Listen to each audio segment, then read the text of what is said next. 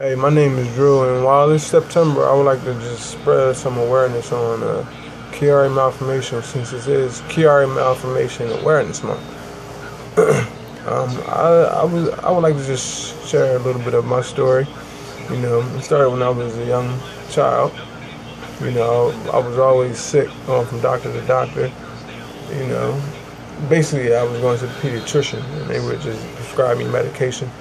They had no idea what was going on. They was just trying to get me out their face. Next. But besides that, I've been to like allergy specialists, breathing specialists, eye doctors for different eye problems. I always had 20/20 vision though. I never needed glasses. Just like different eye problems.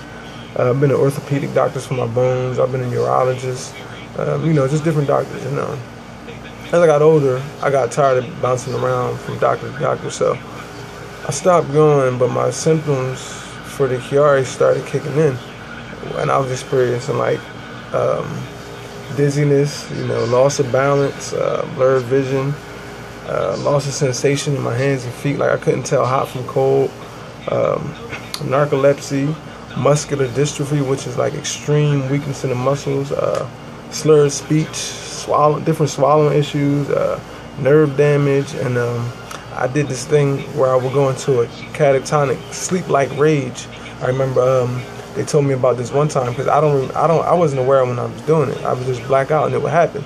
But the one time they told me I was basically just charging at my brother like a bull, like, and, they took both of my brothers. They had to hold me down, But so I was living, I didn't pay much attention to it because I was like a rebel with going to the doctor. So I was just living my life regular as a barber back then. But the shop closed down, so I wanted to pursue my career in the Navy. So I started conditioning myself going to the Navy. So I was doing this 90-day workout program where I was actually getting weaker and as opposed to getting stronger. And I'm like, okay, something got to be up. So I go to the doctor and I'm explaining my symptoms, and she basically tells me that I'm just stressing and I'm crazy and it's all in my head. I'm not really experiencing anything that I'm telling her. So I'm like, okay, whatever. Time goes on, symptoms are getting worse. I'm falling asleep in mid-conversation, middle of eating, and that's when my mom was like, oh, we got to do something about this, because it's getting worse. So she goes with me to the doctor, and that's when the doctor decides to get serious. And she finally sends me to get an MRI of the brain. So when that comes back, I guess something didn't look right to her, so she sent me to the neurologist, Dr. Zekui in Cherry Hill, New Jersey, where once I had my appointment with him, man, he's in there poking me with needles and stuff, testing my symptoms to see how much sensation I had lost, see how bad off I was, and I couldn't feel a thing.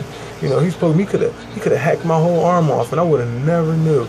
That's how bad it was. So that's when he confirmed that I had Arnold-Chiari Malformation 1.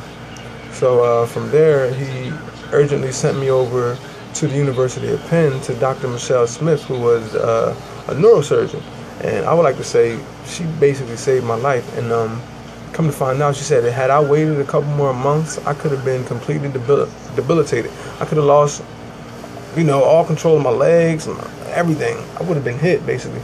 So she, besides brain MRI, she sent me to get an MRI done on my back because with Chiari, your brain is slipping out of your cranium and pushing against your spine, which creates pressure pockets called syrinx. And my syrinx at the time when I got the MRI back they were 8 millimeters in diameter, which is pretty wide. And she said had they gotten any wider, my whole spinal cord could have ruptured. So I was blessed to get in there in time. She said also my brain was out of my skull about 35 millimeters. So that was a big herniation of the tonsils in my brain.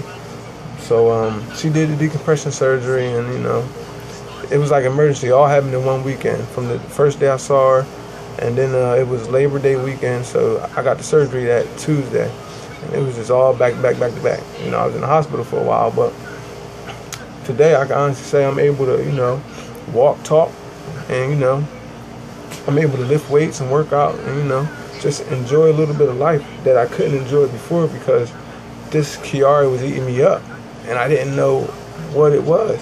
So I'm just happy to say that, I'm here today and able to share my story with you guys.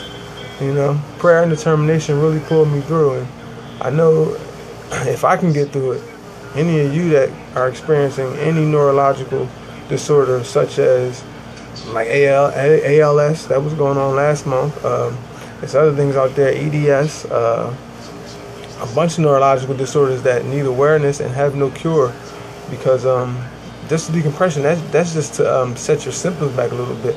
So I mean, even with decompression, we're, us Chiarians, we still live with this every day. But I believe that every day that I live through this, I'm a survivor, and that they say only the strong survive. So I encourage you all to, don't push yourself, but take your time, and with time it will get easier, That's it, really. And today is actually September 6th, the anniversary of my decompression. It was 3 years ago, September 6th, 2011. Today is September 6th, 2014. So I'm blessed to say I'm doing good 3 years later. And you can too. So thanks, man. That was me raising awareness for my, standing up for my people, my zipper heads. I'm out. Peace.